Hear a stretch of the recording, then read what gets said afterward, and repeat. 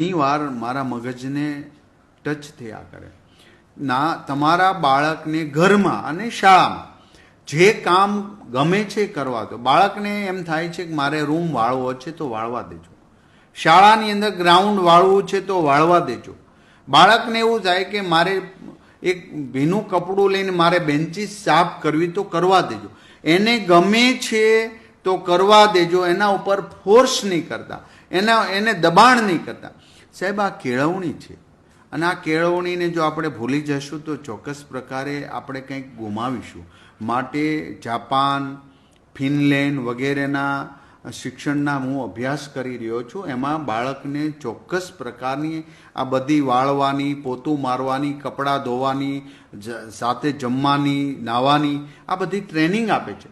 આપણે તો અહીંયા ભૂલે ચૂકે જો કોઈ બાળકોએ ગ્રાઉન્ડ વાળતા જોઈ ગયા હોય અને હો હા થઈ જાય છે, પરંતુ આ ખોટી વાત છે.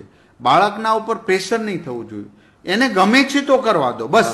એના ઉપર એને બીજું એના પાસે હાર્ડવર્ક ન કરાવવું જોઈએ, પણ એને આનંદ થાય. તમે જોજો, કોઈ બાળક વાળતા હોય, અંદર મસ્તી કરતા હોય, કોઈ નાની નાની તપેલી કે નાના પેલામાં માટી લઈને કુંડામાં નાખવા જતા હોય, આ એને બહુ ગમે છે. આ કેળવણી છે, આ કેળવણી કરવા દેજો. પરંતુ બાળકને વાગે, નુકસાન થાય, બાળકની માનસિકતાને અસર થાય, અથવા તો એને તમે ફોર્સ કરીને કામ કરાવો, એવું નહીં થવું જોઈએ. બાળકને ગમે છે એ શાળા અને ઘરે બંને જગ્યાએ જે કામ ગમે છે એ કરવા દેજો અને કરવા દેજો.